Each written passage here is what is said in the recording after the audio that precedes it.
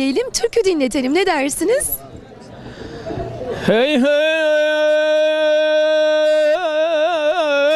çekemedim Akça kızın göçünü Of göçünü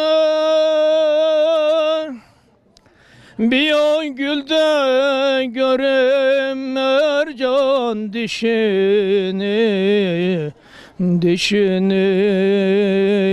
ak kız dişini Yol ver bana çubuk beli geçeyim